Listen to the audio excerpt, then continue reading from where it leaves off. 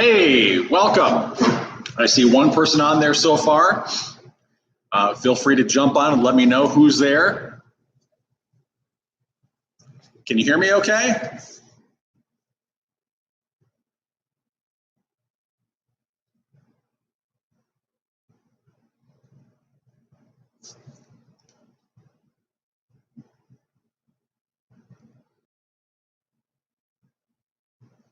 We got two people there now. Awesome.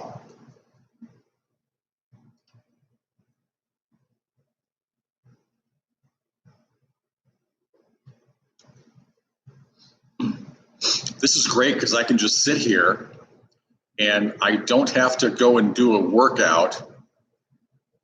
I can just sit and talk. And as an introvert, sometimes it's a little nerve-wracking for me, but it's okay. I've gotten used to it. So we're here to talk about stress and to start talking about stress management. How can we manage stress, especially right now? We're going to give it a few more minutes or a couple more minutes just to let some more people connect. See, we got two there connected right now.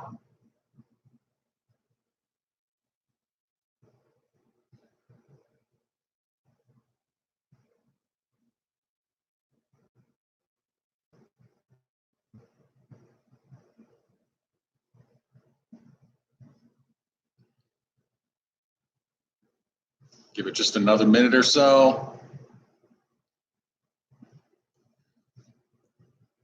While we give it maybe another 30, 45 seconds for some more people to jump on, why don't you give me an idea of what you hope to get out of today? I mean, I've got notes, but if there's something specific you'd like to address, go ahead and jump on and type that in the comments. Ooh, we're up to 4 now. That's great.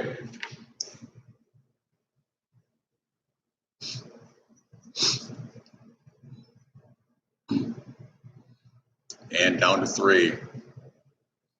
All right, so let's get going. So we're here to talk about stress, and I've got this awesome whiteboard behind me and my coffee from the Open Door. Thank you, Open Door, for staying open during this time. So let's talk about stress, and there are. Why don't you jump on the comments and just give me real quick what you think about when you hear the word stress. What is stress?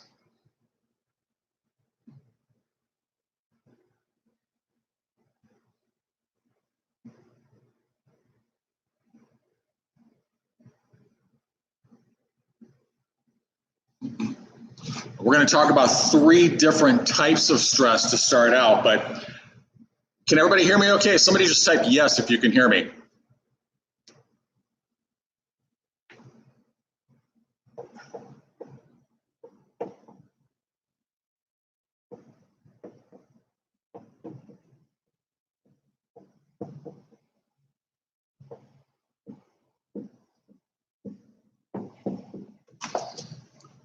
Thank you, Julie. I knew I could count on you.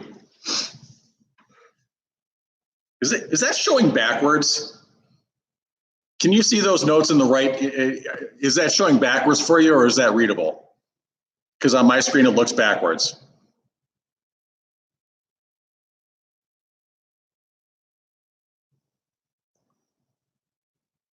Okay, thank you.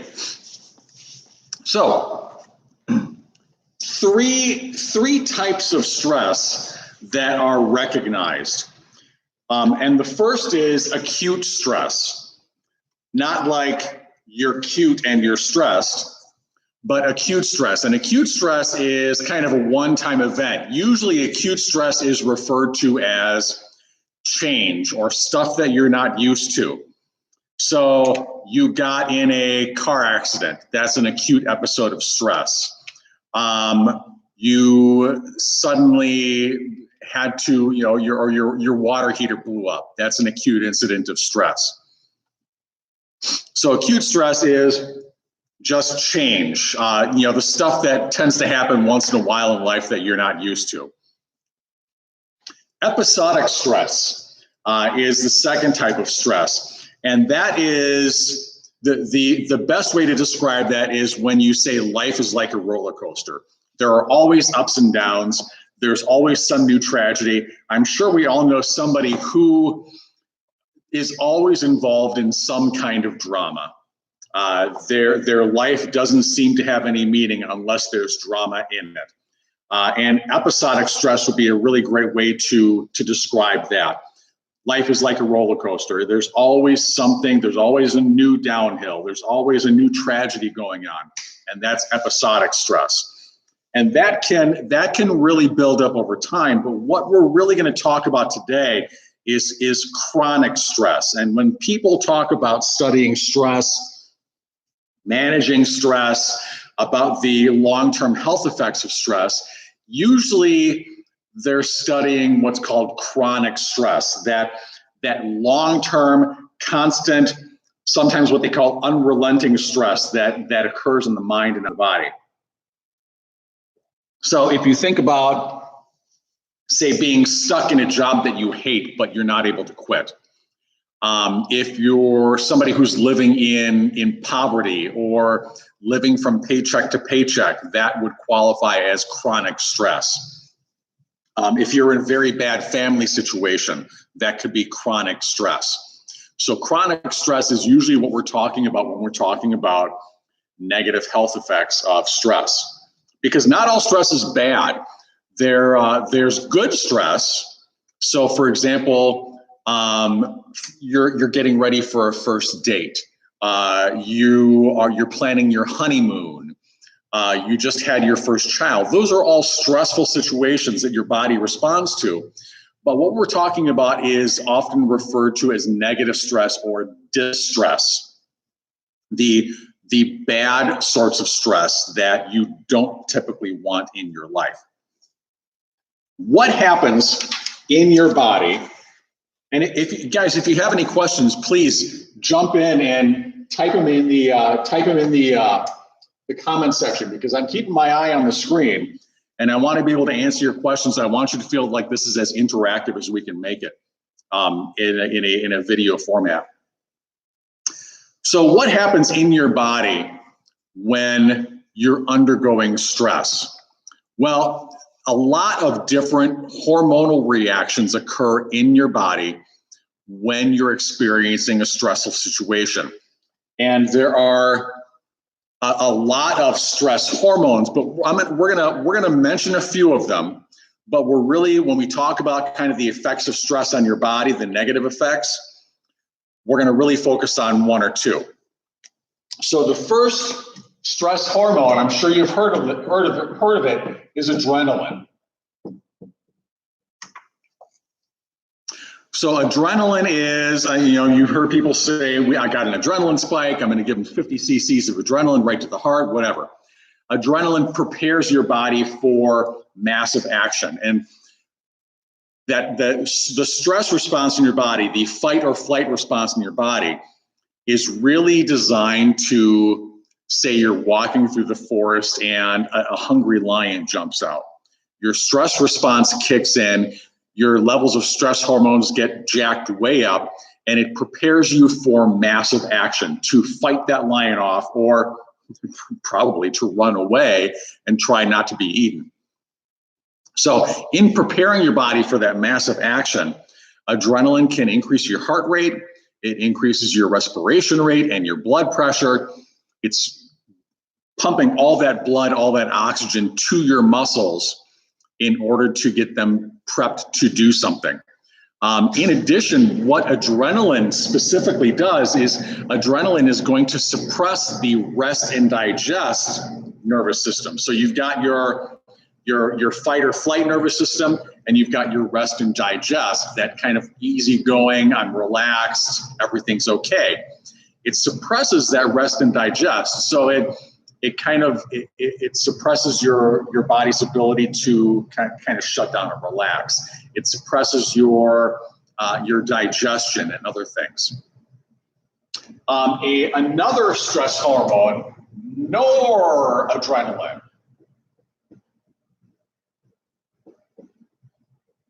And if you've heard of epinephrine and adrenaline are the same thing. Norepinephrine and noradrenaline also the same thing. Noradrenaline is one of the stress hormones that gets released when your body is under stress. And what that can do is that'll trigger the release of glucose from your body. So cell glucose, glucose that's stored in your liver, glucose that's stored in your muscles. It's going to start triggering the release of that glucose into your bloodstream. So your body has an immediate, instant source of energy. It's also going to increase the oxygen and blood flow to your muscles, and it's going to make you very, very aware, hyper aware, and hyper responsive to any kind of threat. Next one, aldosterone. And we're getting kind of science, blah, blah, blah here in this first part, but I want you to understand kind of what happens in your body during stress, so you have a little background when we start talking about what negative effects this can have on your body over a long period of time. Aldosterone, when that stress response kicks in and aldosterone gets released into your system along with adrenaline, noradrenaline, and other chemicals, it increases your body's ability to retain sodium and to retain water. So basically to make you bloated and puffy. Your body needs a lot of sodium and a lot of water for hard physical action. And that's exactly what your body thinks it needs to do when it's being stressed, is thinks it needs to either fight or fly. So it's going to need water, it's going to need sodium. CRH.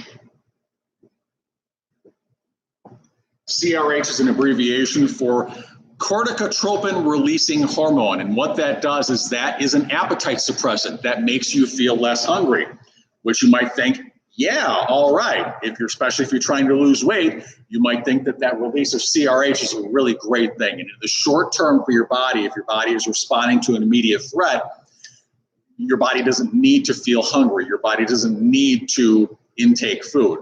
But over time, you'll see how that can actually be a bad thing when we talk about the negative effects of chronic stress, that appetite suppressant effect of CRH.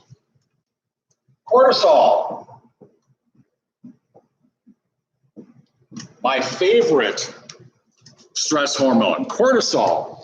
It prompts the body, along with noradrenaline, to release the glucose, the blood sugar that's stored in your liver. So you get that immediate burst of energy. It stimulates water retention, just like aldosterone does. So your body hangs on to water. It's got plenty of hydration available for quick action. But what cortisol also does is it's going to suppress the insulin response in your body's cells. So what that means is when your body releases all this glucose into your system, typically what your body's going to want to do with a massive intake of sugar like that is it's going to want to take all that sugar, it's going to want to store it in your body's cells for energy later. What cortisol does is it turns off your body's ability to store glucose in your body's cells so that it stays in your bloodstream and ready for immediate energy, immediate use. So that glucose can actually be really bad for your cells when it's floating around in your bloodstream for a long period of time. So chronic stress can cause problems like that. It suppresses your immune system response, cortisol does. So it makes you more susceptible to infections, to colds, to flu, things like that, something that we're very hyper aware of right now with the current world situation. Cortisol breaks down muscle tissue. So muscle tissue is made up primarily of proteins. Cortisol is going to break down those proteins because your body wants to make as much blood sugar as possible just to keep it going. It thinks there's an immediate fight or flight need when there's a stress response. Breaks down that muscle tissue. It turns those proteins into amino acids, and then your body will turn those amino acids into blood sugar. So your body can actually eat your own muscle as part of the stress response process. It's called gluconeogenesis. There's not going to be a quiz on that. You don't have to write it down, but it's gluconeogenesis. That's your 50-cent word for the day. Another thing cortisol helps your body do is to break down energy from fat cells. It helps chew up those fat cells, turn them into blood sugar for immediate energy, which might sound like a great thing, especially like with CRH if you're looking at losing weight. But over the long term, chronic stress can be really, really detrimental. We'll talk about that. Cortisol, CRH, we talked about, is an appetite suppressant. It decreases your appetite. Cortisol, on the other hand, increases your appetite. It turns on your body's desire to eat. These two are antagonistic. The CRH will win out during the immediate stress response, but as that CRH starts to drop down in levels, the cortisol is going to kick in and you're going to feel hungry. Too much cortisol or chronically high levels of cortisol can lead to reduced production of something called ACTH in your system. And it can also lead to lower levels of CRH, that appetite suppressant hormone. So it'll reduce those CRH levels in your system along with the ACTH levels in your system, which can lead to, it's called adrenal insufficiency. Sometimes they'll call it adrenal fatigue. So basically it messes with your adrenals. If you've ever been told that you have problems with your adrenals, you may be suffering the effects of chronic long-term stress. The last stress hormone I want to mention is DHEA. DHEA. DHEA is antagonistic to cortisol.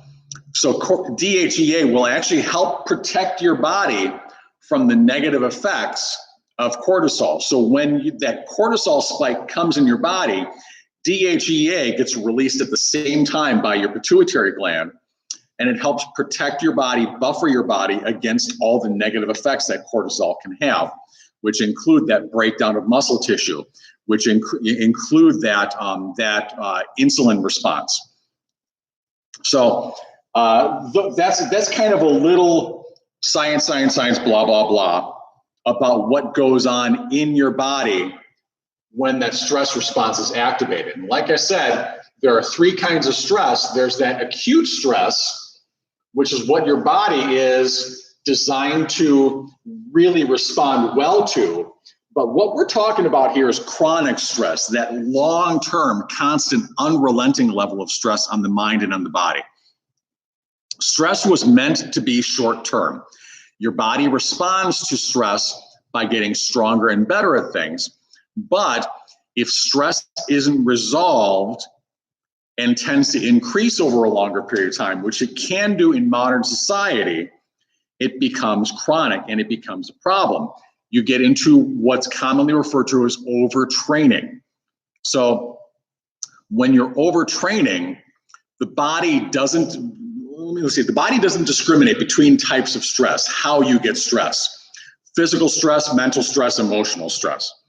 Whether it's doing like 450-pound squats for max reps, whether it's doing an all-out 100-meter sprint as hard as you can, whether you're in a fight with your spouse, whether you're in a job situation that you hate, whether you've got an upcoming public speaking event that you have to do and you're very, very nervous about it, all of that your body responds to chemically with all those stress hormones that we talked about, and it responds the same way. And all that stress can be cumulative. It builds up over time. Overtraining syndrome occurs when the total of all those stressors exceeds your body's ability to cope with those stresses. So if your body isn't, and your body and your mind aren't finding ways to cope with stress, your body's going to slip into what's called overtraining. You're going to feel overtrained. Now, there's a really great quote that I read once. It says, stress, and this kind of emphasizes that your body's ability to cope with stressors. Stress is the confusion created when one's mind overrides the body's basic desire to choke the living daylights out of some jerk who desperately deserves it. So when your body can't keep up with the demands of the environment, you experience stress, and over long term, that can be bad. A lot of studies have shown that over 70% of doctor's visits can be directly related to the effects of stress. Chronic stress reduces those levels of DHEA. Remember what we said DHEA does? DHEA helps buffer and protect the body against the negative effects of cortisol. DHEA is responsible for controlling inflammation in your body. Inflammation, we know, is a bad thing over in a long period of time. DHEA helps improve your immunity. It's one of the controls for your immune system response. It helps improve cognition, your ability to think and process information. Neurogenesis, the creation and maintenance of brain tissue, brain cells. It's responsible for control of your sex hormones. DHEA does a lot of stuff in your body, and chronic stress can really tank those levels of DHEA in your body. The problem is that there are no food sources of DHEA that you can take. You can't supplement by eating for DHEA. DHEA is only produced by your body's adrenal glands. So choking idiots could be considered stress therapy. Yes, it could. For you, maybe not for them. DHEA also improves your energy levels and your sleep patterns. So when your DHEA is tanking, you're going to tend to feel low energy. You're going to tend to sleep very poorly. You're going to be more prone to infections. You're going to be more prone to confusion. Chronic stress also reduces the levels of GABA, and some of you may know that I work at a rehab facility where we treat people going through alcohol and drug withdrawal. And GABA we talk about quite a bit. Reduced levels of GABA due to chronic stress can lead to poor sleep quality and insomnia. GABA is the hormone in your body that helps your body relax and shut down, especially your brain. It helps those neurotransmitters start to suppress a little bit so you can fall asleep at night. When your GABA levels are way down, your sleep quality is going to be way down, or you're going to be suffering from chronic insomnia. Chronically elevated levels of cortisol can break down muscle tissue, which I mentioned before, but it can also break down connective tissues, tendons, ligaments, and bone. It can eat away at bone tissue. So if you are susceptible to osteoporosis, if you're taking medications that can result, like some antibiotics can result in weakened tendons in your body. Chronic levels of stress will affect you even more so.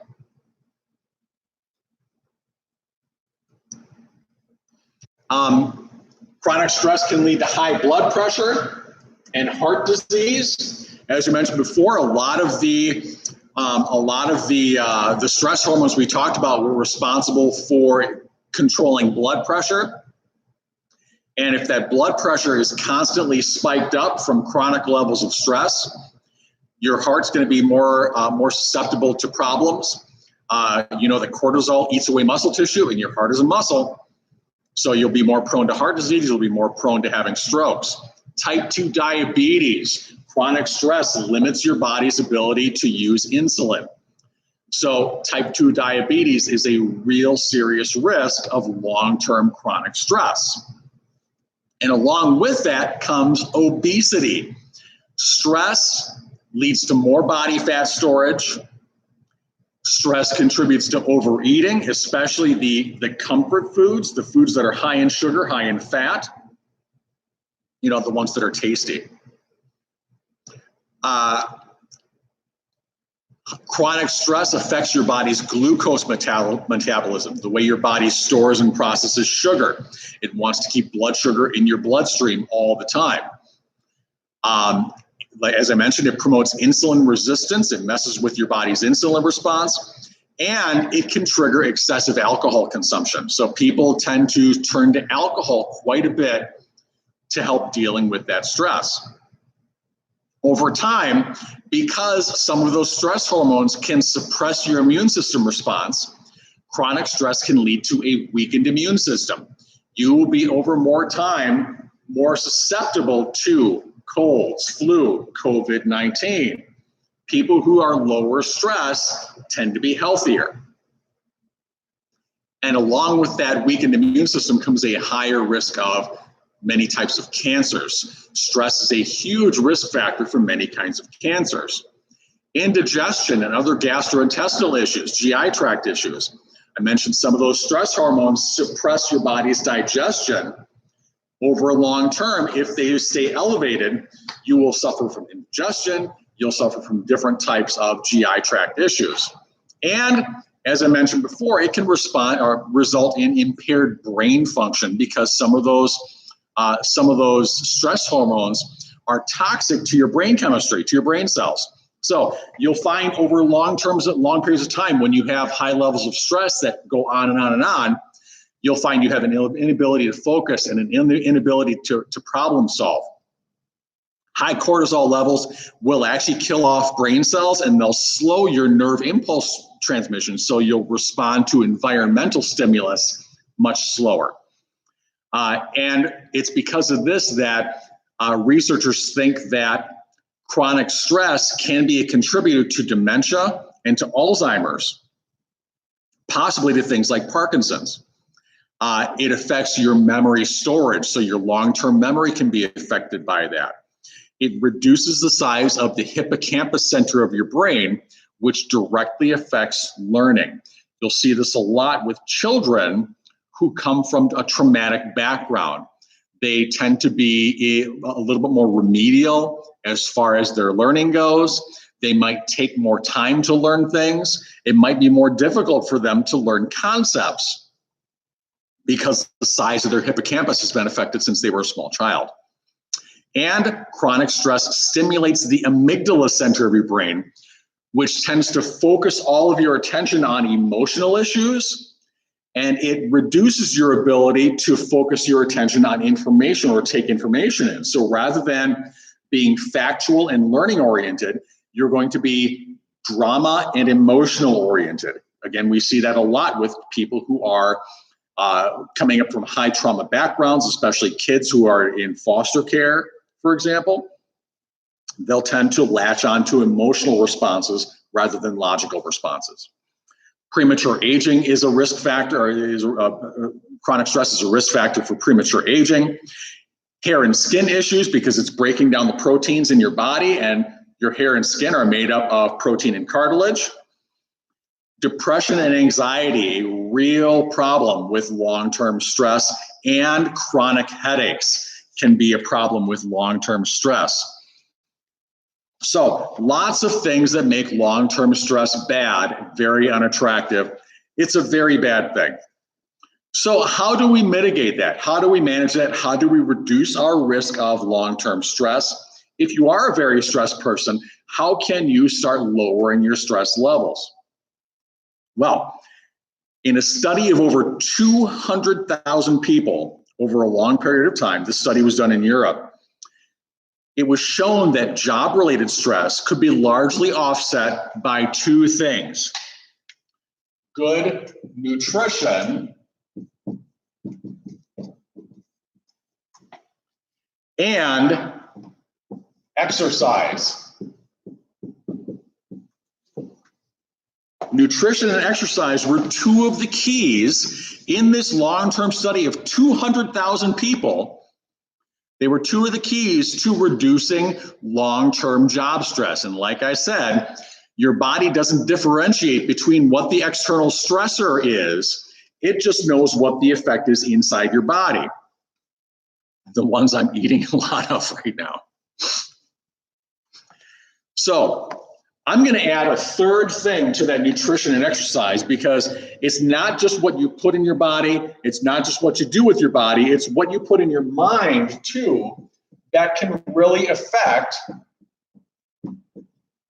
how you respond to stress, because it's not just about what you do, it's about how you react to things, okay? So it's a lot about the choices you make to respond to external stressors. So I'm going to add mindset as a third factor in that managing stress kind of triangle. So if you think of that as a triangle, which is one of the strongest of all shapes, we've got nutrition, we've got exercise, we've got mindset as three corners of that triangle in helping you manage that stress.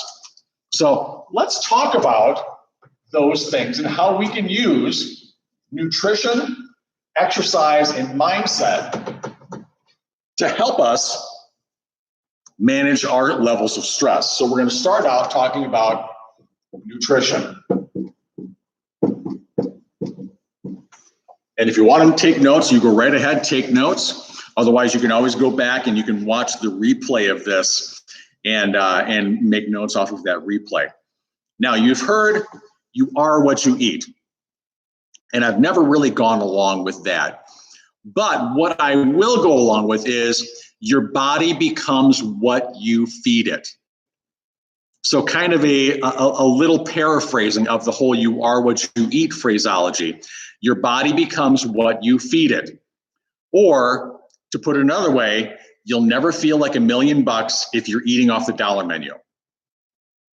Not to say you can't enjoy a McDonald's cheeseburger or fries once in a while, but if that's your regular source of nutrition, you're doing your body a great disservice, because processed foods, high sodium foods, high sugar foods are real risk factors in all the ways your body responds negatively to stress. Stress, long-term stress especially, creates a greater nutritional demand on your body. So what you want to focus on doing is getting very high nutritionally dense foods rather than just high calorie dense foods. When you're stressed, you're going to tend to crave high sugar, high fat foods. But what you really need are the very nutritionally, the very vitamin and mineral dense foods. Stress, and if you've got even a marginal nutritional deficiency in your body, say you're low in iron or low in something, stress can make that even marginal nutritional deficiency many, many, many times worse. Poor nutrition plus stress can contribute to that low GABA level. Everybody remember what that GABA was? GABA? It's the hormone your body uses to kind of shut things down so you can fall asleep. So when your GABA levels are way down, you're going to tend to be much more susceptible to sleep disorders. Now, there are foods you can eat. There are supplements you can take that will help improve your levels of GABA. But what you want to do is you want to check with your doctor before you take or supplement anything to help improve GABA, because especially if you're taking antidepressant medications, there are a number of prescription medications that GABA supplementation can be kind of negative with. It can be bad with. So we're going to talk about some ways you can improve your eating. And we're going to talk about, sometimes people say do's and don'ts. Don'ts seem kind of harsh. So let's say the do's and the avoids. Do and avoid.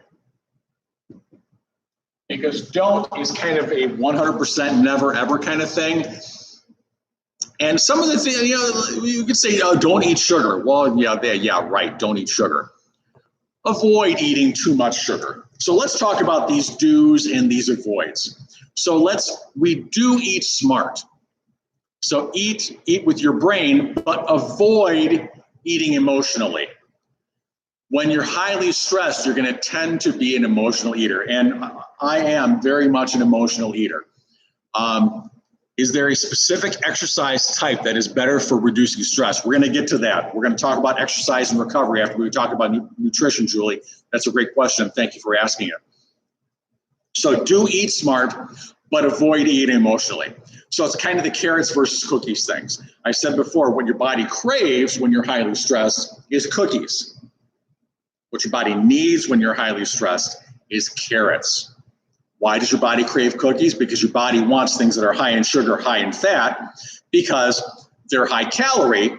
And after your body experiences a acute stress event, your body is wired to want to replace all the calories it burned off either fighting or flighting. So your body's going to crave that cookie because it wants to replace calories. But if you've just been a chronically highly stressed person, but not a very active person, that craving for that cookie is going to backfire on you because you're taking in calories you don't need, but your body craves. The way you can turn off some of those cravings is by eating healthier foods, like the vegetables, for example. Now, I'm not saying don't ever eat a cookie, but I'm saying let's not turn to emotional eating. Let's not turn to comfort food eating just because we're feeling emotional. Put a gap in between your triggers and your actions.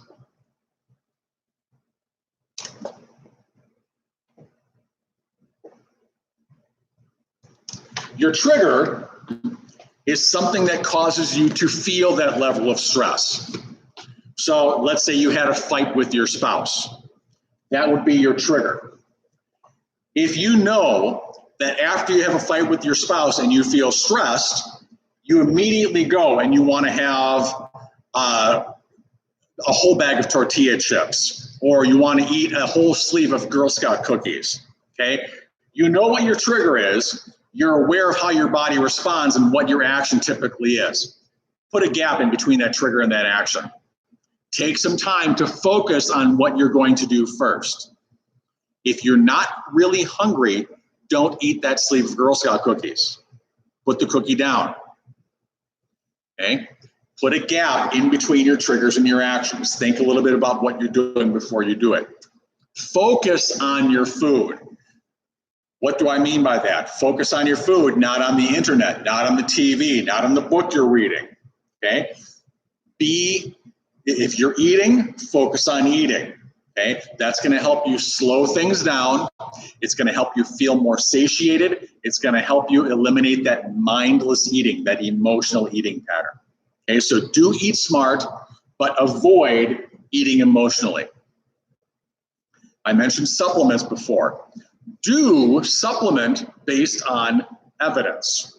So if you're looking at taking a new supplement that you've read about in the news or whatever, the hot new trend, do supplement based on evidence. Look at the available evidence. Look at the research. See what it really says, because a lot of times in these fad supplements that are in the news, what they do is they'll pull out one tiny little sentence or one little portion of this study that suggests this might happen. Resveratrol, it's available in wine and in chocolate. And resveratrol can reverse the aging process. And because it's available in wine and it's in dark chocolate, you know what? You can drink wine and you can eat dark chocolate, and it's just the same thing as going out for a 5-mile run, because there's resveratrol in there, and that reverses the aging process. But what they don't tell you is that when they were studying resveratrol, they took out concentrations that are so high they would never ever naturally occur in a food, and they discovered that these extremely high concentrations of resveratrol can somewhat reduce the aging process in certain body cells. So, but the news latches on to resveratrol, wine, chocolate reverses aging, and that's what they'll push. Read the available evidence or talk to somebody who knows something about the nutrition and fitness industry. Find out what they think, because they're typically researching things more carefully than what most people are able to, because, you know, it's our job. So supplement based on evidence, avoid supplementing based on fads. Healthy eating and evidence-based supplementation can help control and optimize stress and reduce the risk of stress-related illnesses. So it can help improve your body's immune system response. It can help improve your mood. It can help improve your sleep if you're supplementing right. Now, let me talk about some of these supplements that you can take that are very, very good for helping combat the effects of chronic stress. I'm not going to say caffeine. Taurine. Let me write these down as I say them.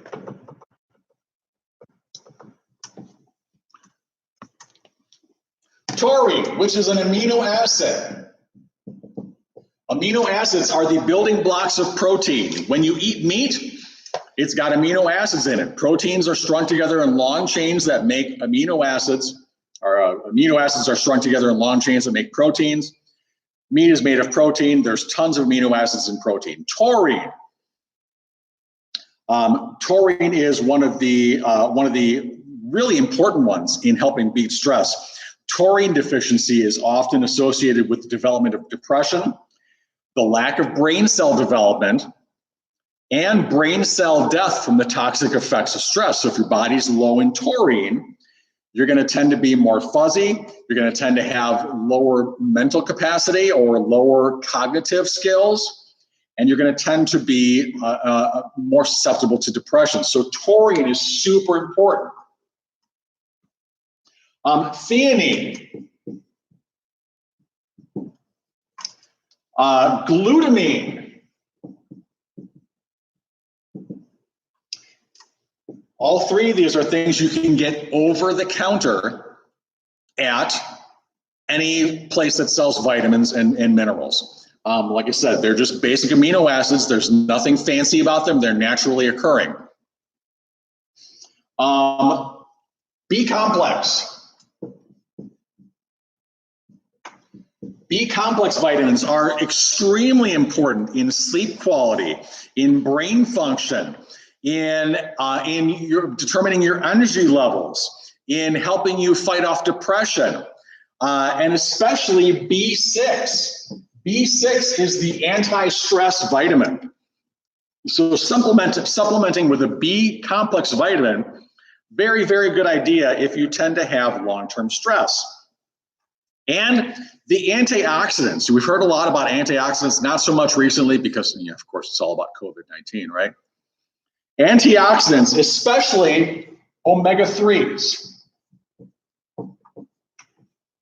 Omega-3s are present in huge quantities in fish oil and krill oil.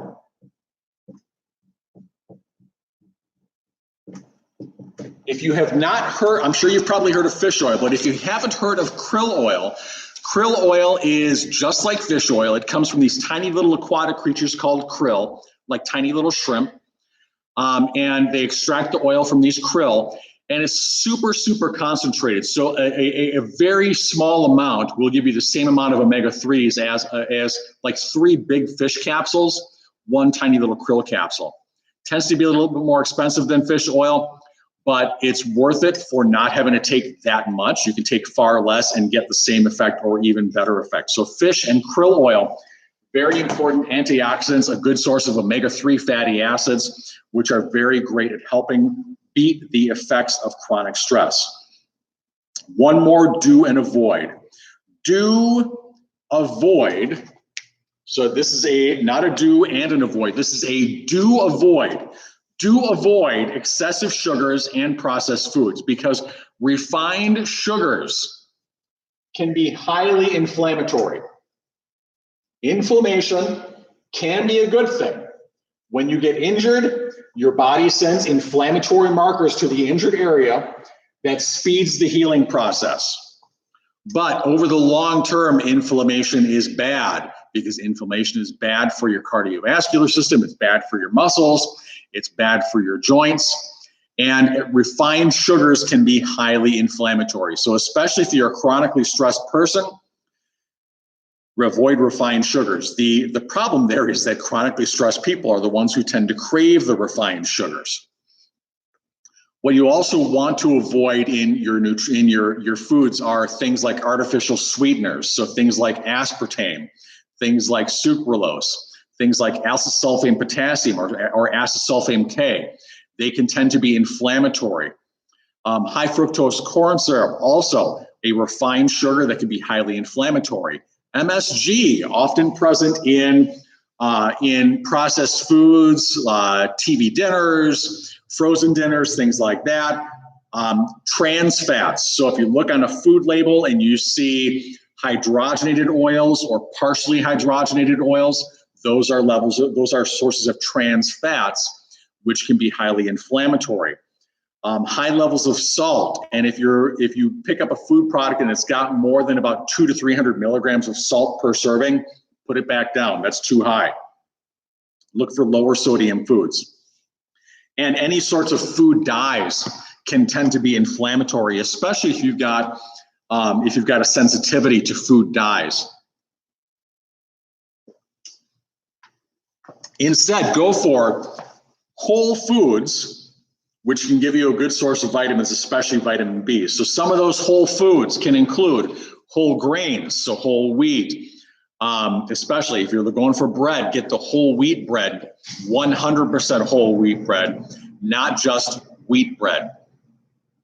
Rice, fish, chicken, eggs, milk, oatmeal, green veggies, nuts, legumes and beans, potatoes, sweet potatoes, fresh fruit, all very, very nutritionally dense foods, and especially high in vitamin B, which is, like I said, one of the anti-stress hormones. Now, while we're talking about nutrition, I'm going to put that right there. Let's talk about caffeine. I don't want to say don't drink coffee, because who doesn't enjoy coffee, right? Moderate amounts of coffee can improve your mood. They can improve your alertness. Moderate amounts of caffeine can increase your exercise performance. There have been a lot of studies done on that. Moderate amounts of coffee can decrease feelings of fatigue, which we all know from having our cup of coffee in the morning.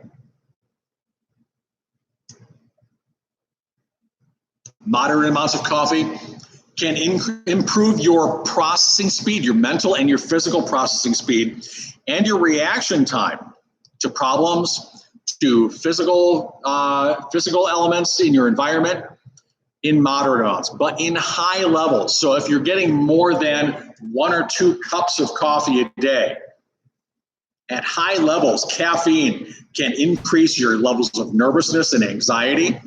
What is a moderate amount of coffee? 1 or 2 cups a day. So a cup of coffee typically has about 80 to 85 milligrams of caffeine. So if you're getting more than, say, 180 milligrams of caffeine a day, I would say that's getting up toward the high end. So 1 or 2 cups of coffee is about what they say is a moderate amount.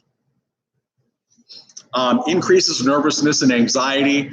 It decreases your levels of serotonin. If your body is constantly jacked up on caffeine, it's a vicious circle. Okay, so here's what happens. You don't sleep well, so you drink caffeine in the morning. Don't sleep well, so you drink coffee. Just to get yourself up to normal and get through the day.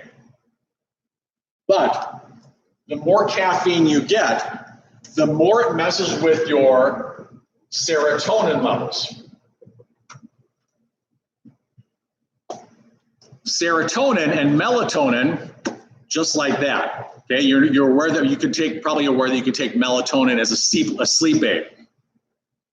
Caffeine messes with your serotonin levels, which messes with your sleep cycle.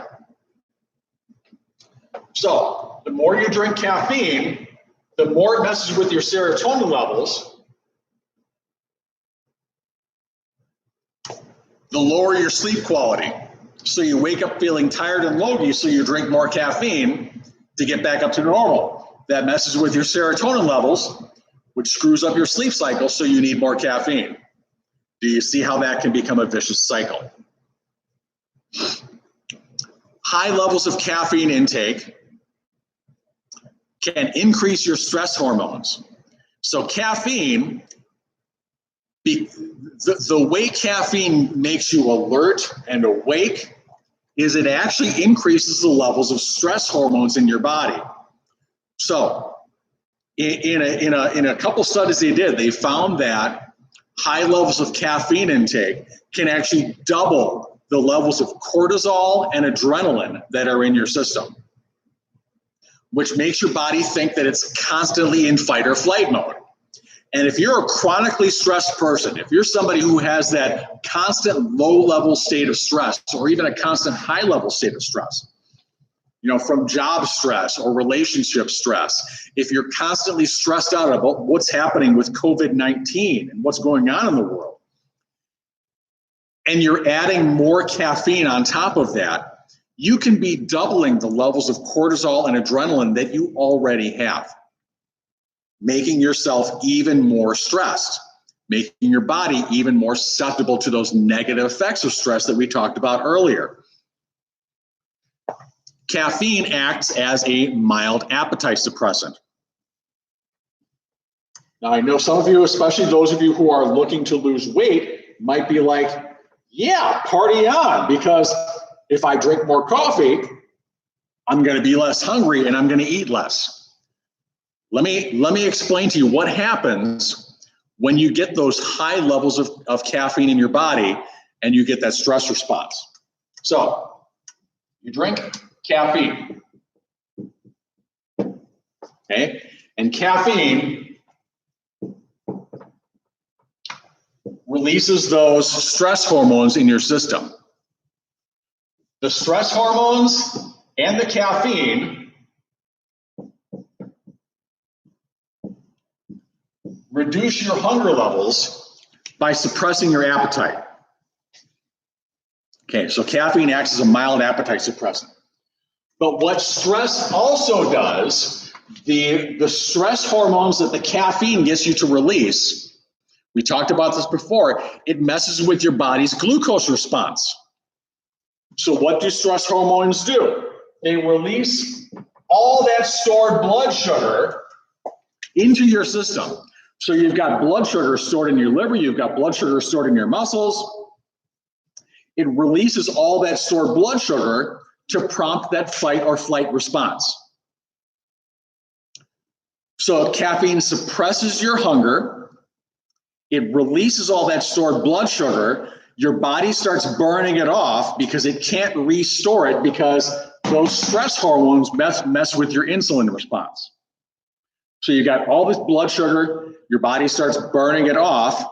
What's it burning off? Instead of fat cells, it's burning all your blood sugar. Okay, so you're burning less body fat, you're burning more blood sugar. Eventually, that appetite suppressed response is going to wear off and you're going to feel hungry again. What's going to happen when that appetite suppressant effect wears off and you feel hungry again? Your blood sugar is way down low because your body has burned it all off from the stress hormones releasing it and refusing to let it restore. So you're hungry and you're low on blood sugar. Can anyone say hangry? Not only will you be hangry, but you're going to be famished. Your body is not going to be happy, and you're probably not going to make really great choices as far as food goes to replenish that missing blood sugar. Your body's going to want it back right away. You're going to eat probably whatever's in front of you, and you're going to be craving those salty, sweet, fatty foods. Can caffeine alter antidepressants? I don't know much about that. I will do a little bit of checking on that and get back to you on that. I didn't do any checking on caffeine versus antidepressants. However, here's what I will say. Caffeine does increase your levels of stress hormones. So you're in a constant low-level state of stress with high levels of caffeine. Those stress hormones, as we talked about before, one of the negative effects is that it can increase your susceptibility to depression and anxiety. So you'll feel nervous, you'll feel anxious, you can feel depressed. And while moderate amounts of caffeine can improve your mood, those higher amounts of caffeine, I would imagine, are probably going to be a risk factor for developing more depression just because of the effects of stress hormones on your body. So back to the hangover. You've burned off all your blood sugar from the caffeine and the cortisol. Your hunger response has been suppressed, so you haven't been eating. Your connection is unstable. Please wait while we try reconnecting. Can you guys still see me? Type yes or no. Can you guys still see me? It looked like the connection dropped for just a minute. Yes, okay. Okay, so after that coffee wears off, you're going to be making really, really, really poor choices. Caffeine also acts as a mild diuretic. A diuretic is something that forces your body to flush water out of its system. Now, the diuretic effect of caffeine goes away with physical activity. So if you're taking caffeine as a sports supplement, you're not going to notice that diuretic effect. But if you're drinking a lot of coffee, you're going to notice that you have to urinate quite a lot. So your body's going to be getting dehydrated while it's losing blood sugar and making those poor choices as far as eating goes. Now, we're almost to the exercise portion. We're going just a little bit longer than what I anticipated. Are you guys still okay? Alcohol. A lot of people will have will turn to alcohol to help beat the effects of stress. And chronic drinking and binge drinking can actually increase your blood cortisol and your adrenaline, just like chronic stress does. So if you're having more than, I think binge drinking is more than 2 or 3 drinks in a sitting, your adrenaline and your cortisol are going to shoot way up.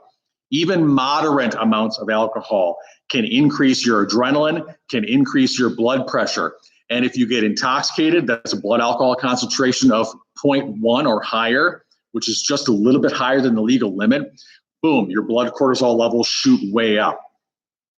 Alcohol intoxication stimulates the release of aldosterone. Remember talking about aldosterone? Right? Aldosterone was one of those stress hormones that makes you retain water and retain sodium. So you're going to get bloated. You're going to feel puffy after a night of binge drinking. So there's your notes about alcohol and caffeine. Exercise. Julie asked about exercise before. Now, exercise, it's not rocket science, but it is chemistry. I love that. Not rocket science, but it is chemistry. Exercise. Yeah. Okay. Physical exercise helps to reduce the effects of the stress response, and it also provides an outlet for any pent-up frustration, anger, and anxiety. So it can help improve your mindset by helping you get that stress off your chest. Findings consistently report, research and findings consistently report that people feel much calmer, and here comes your answer, Julie. People feel much calmer after a 20 to 30 minute bout of exercise. And the calming effect can last for several hours after that exercise is done. So 20 to 30 minutes of a moderate exercise can make you feel calmer and more in control for several hours after you've done it. Now, here's the thing, and Julie, this kind of gets toward your question. Most of these studies have focused on aerobic exercise. So being on a bike, being on the elliptical, going for a jog, doing things that just get your heart rate up to a moderate level. But these studies have also found that the more intense the exercise, the greater the effect. So while going for a jog, going for a bike ride, being on the elliptical, doing aerobic exercise that gets your heart rate up and gets you breaking a sweat will have an amazing effect on your outlook, on your ability to control stress, on your frustration and anxiety for several hours. If you're going more intensely, so if on, say, your bike ride or your jog or your elliptical, you're putting some intense intervals in there. If you're mixing in with your cardio exercise during the week, if you're doing a couple days of heavier weightlifting, if you're doing things that are interval workouts, kind of like what we did a couple of times this week in my video workouts, those are going to have an even more beneficial effect. Exercise good, the more intense the exercise you can do, the better. Now, not everybody can do intense exercise, I understand that, but that's why I said even a 20 to 30 minute bout of moderate exercise can be very, very beneficial. A physical workout is also a workout for your body's communication centers, because exercise is going to force the physiological systems involved in the stress response to start communicating with each other more closely than usual. So your brain's going to be communicating to all the things that release the stress hormones. They're going to be communicating with your muscles. There's going to be a lot of nerve activity firing, and your body is going to be communicating with itself. This gives your body an opportunity to practice dealing with stress. So physical activities, think of physical activity, physical exercise as your practice round in dealing with stress when it occurs. And the more intense the exercise, the more beneficial the effect. Exercise reduces levels of your body's stress hormones, such as adrenaline and cortisol. Exercise also stimulates the production of endorphins.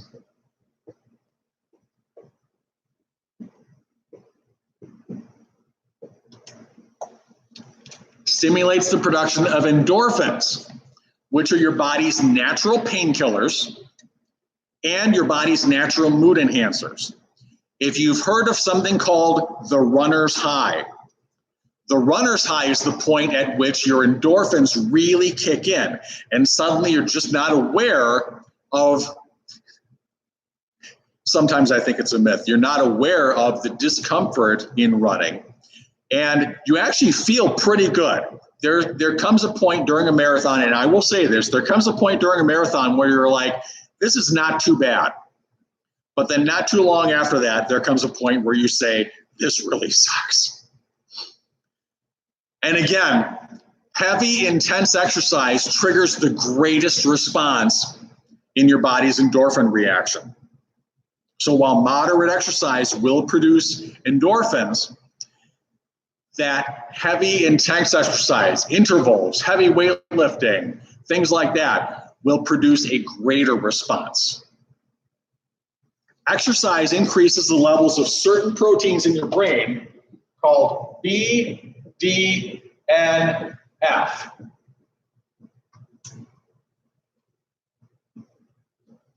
BDNF, the proteins in your brain, can enhance your mental capabilities. It can reduce your anxiety and depression, and it can reduce what's called neurodegeneration, dying off of brain cells.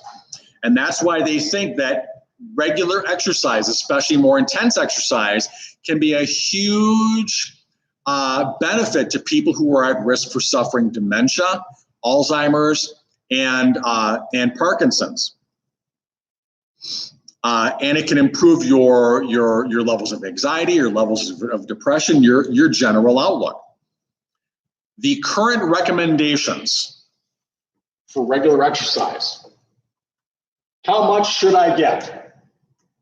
Well, there comes a point where you're getting too much of a good thing. But here is the current recommendations are 150 minutes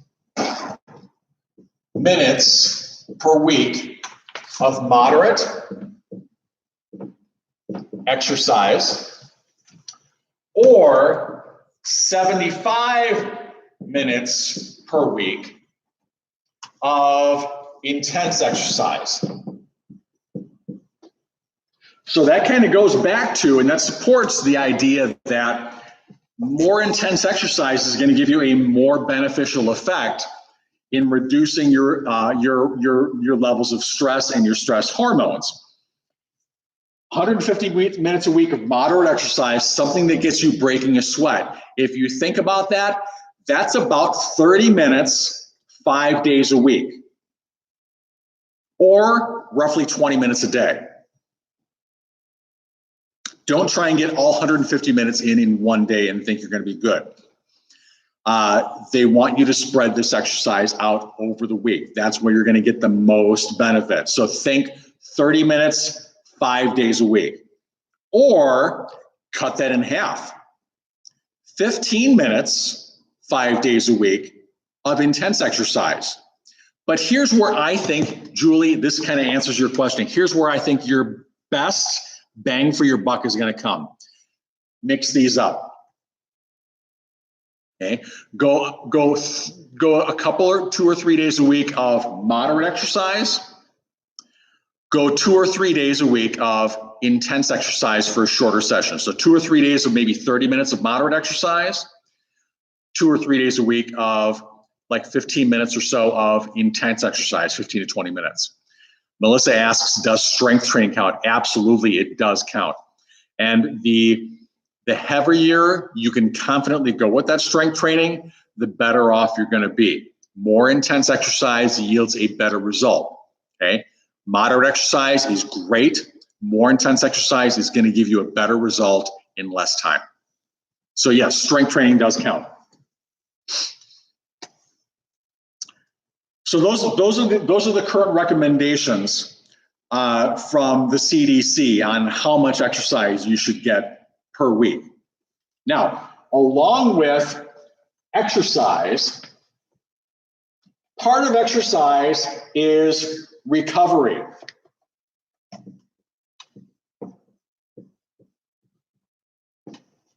Exercise is a form of stress on your body, and your body needs to recover from that stress in order to build itself back up stronger and more resilient.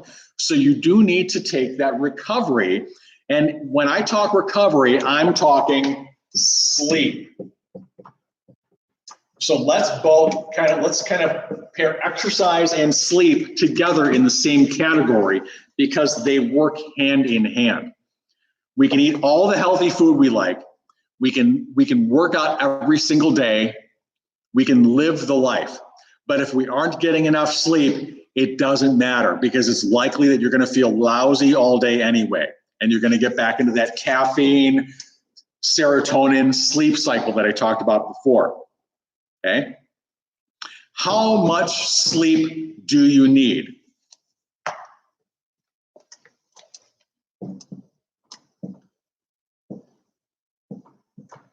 YMMV. Your mileage may vary. What does that mean? It means some people are going to be able to get by and feel good with less sleep than other people. It's largely genetic. And it can be largely an effect of how much stress you have in your life as well. The more chronically stressed you are, the more sleep you're going to feel like you need. What is the current recommendation? The current recommendation from the CDC is that adults ages 26 to 64, so most adults, need 7 hours of sleep per night. Let me say that again. Most adults need 7 to 9 hours of sleep per night to feel recovered. But once again, your mileage may vary. You may be one of those people genetically who can get 6 hours of sleep a night and feel good. If that's the case, you might not need to force yourself to get 7 or 8 hours of sleep in a night. Adults 65 and older typically tend to need less sleep. The recommendation is 7 to 8 hours per night. So adults should be getting at least 7 hours a night is what the recommendation is. Okay. Why is that important?